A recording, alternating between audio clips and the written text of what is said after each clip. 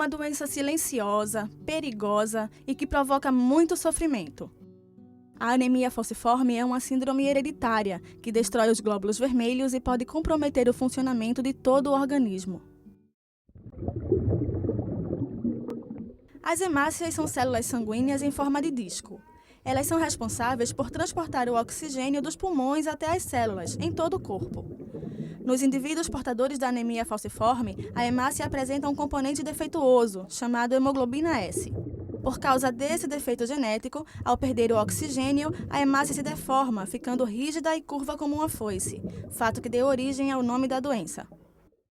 Especialistas acreditam que a hemoglobina S teria se desenvolvido na África há milhares de anos e se espalhado pelo mundo na época das colonizações. O primeiro diagnóstico da doença foi feito nos Estados Unidos, em 1910. Desde então, 100 anos se passaram e a anemia falciforme continua sendo uma doença desconhecida para a grande maioria da população. Como sempre foi uma doença de populações negras, uma doença da África, uma doença relacionada muito mais com a pobreza, então existiam muito poucas investigações, muito poucos incentivos científicos para a gente estudar isso, para isso ir adiante nas políticas públicas. Mais de 50% da população brasileira é formada por negros ou pardos, e é justamente esse o grupo mais atingido pela doença. Estima-se que 5% dos brasileiros sejam portadores do traço falciforme. Esse número pode chegar a 10% entre os afrodescendentes. O que isso representa em números? A gente tem uma estimativa que nasçam por ano 3.500 pacientes com anemia falciforme no Brasil. Por exemplo, na Bahia, de cada 650 crianças que nascem, uma tem a doença falciforme. Em Pernambuco, 1 para 1.400. Se a gente juntar, não tem menos do que 30, 40 mil pessoas com doença falciforme no Brasil e pouco menos de 20 mil são cadastradas e registradas nos serviços de assistência. Ou seja, ainda temos muita gente para encontrar, ainda muita coisa para ser feita. Para desenvolver a doença, o indivíduo precisa apresentar 2 genes defeituosos, herdados do pai e da mãe. Os pacientes que apresentam apenas um gene são chamados de portadores do traço falciforme. Na verdade, o paciente com traço falciforme ele é assintomático. Sua manifestação clínica vai aparecer apenas no indivíduo com anemia falciforme. Os portadores da anemia falciforme sofrem frequentes crises. Nessas ocasiões, as hemácias em forma de foice se multiplicam e se aglomeram, entupindo pequenos vasos sanguíneos. O oxigênio não consegue chegar nos locais onde ocorrem esses entupimentos, o que provoca inchaços e fortes dores nos pacientes. A dor da doença falciforme é uma dor semelhante ao esmagamento.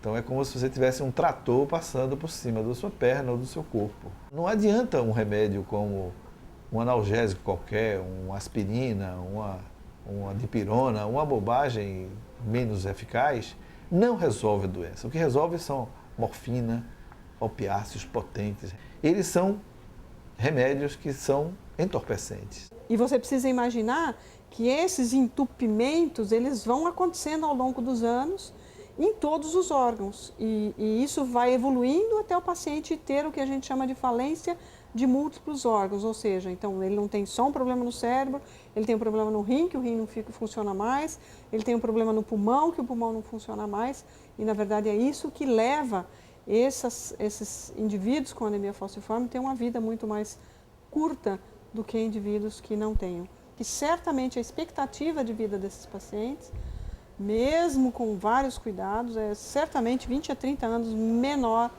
do que o da população em geral. Outro evento também que ocorre muito em crianças é o sequestro esplênico, que é o baço, ele não reconhece as hemácias falcizadas como normais do indivíduo. Ele capta, ele sequestra realmente quase todo o sangue do indivíduo para o baço. O abdômen da criança ela aumenta de tamanho e é uma das ocasiões que a criança tem obrigatoriamente que transfundir. E se ela não for direcionada para uma instituição especializada, a criança vai a óbito, porque os níveis de hemoglobina vão lá para baixo e ela pode entrar em choque. O entupimento dos vasos sanguíneos pode provocar diversos sintomas, como o surgimento de úlceras, geralmente nos membros inferiores. Provoca também a icterícia, um tom amarelado na pele e nos olhos. Os meninos podem ter priapismo, uma ereção involuntária e dolorosa que pode levar à impotência sexual ou até mesmo à amputação do membro. E existem problemas ainda mais sérios. Um dos principais e mais graves é o acidente vascular cerebral, que ocorre isquêmico, que ocorre principalmente em crianças de 1 a 5 anos de idade. E aí ela tem que começar a fazer transfusão de sangue para manter os teores da hemoglobina S, da hemoglobina falciforme, baixos. Essas crianças, se elas forem submetidas a um regime de transfusão sanguínea continuada, você evita isso, já vários estudos mostraram, você evita que elas desenvolvam ou que elas tenham um derrame cerebral. Óbvio que se a gente tiver, né, se a gente tem uma criança que precisa de transfusão, e isso vai implicar em quê? Que ela se sensibiliza com as hemácias do doador, dos doadores, pode produzir anticorpos e aí vai complicar a existência dessa criança. O outro problema da transfusão crônica é que você fica acumulando, não é inócuo para o indivíduo, porque a transfusão, ela leva para dentro de você não só o que a gente quer de bom, que é você não ter anemia, de você poder oxigenar melhor os tecidos, mas ela leva junto com ela o ferro. Mas o ferro, o organismo não consegue eliminar esse ferro. E esse ferro vai se depositando nos órgãos. E esse acúmulo de ferro é extremamente tóxico para os órgãos. Drogas pesadas, tratamentos arriscados e dolorosos. Existe apenas um tratamento definitivo para o paciente com anemia falciforme, mas no Brasil ele ainda é feito de forma experimental. Então existe, na verdade, o único tratamento curativo hoje em dia disponível para anemia falciforme é o transplante de medula óssea, em que você, na verdade, vai trocar essa produção do sangue que é errada por um sangue que vai então agora produzir um sangue normal. O Brasil já fez algumas experiências, alguns tratamentos que foram considerados experimentais, mas que no mundo todo já não é mais considerado experimental. Já existem estudos feitos na Bélgica, nos Estados Unidos, na França, e existem já alguns casos em que existem protocolos de indicação formal. No Brasil, a gente ainda está tentando formalizar isso para a anemia falciforme, como está formalizada para a talassemia, que é outra doença da hemoglobina também. A gente sabe que o transplante ainda é um procedimento que tem algum risco, tem um custo alto e por risco e custo, benefício, risco, benefício, ainda precisa, né, ser avaliado pelo Sistema Único de Saúde, pelo SUS, pelo Ministério da Saúde, para implantar uma portaria que possa garantir para os casos em que sejam indicados.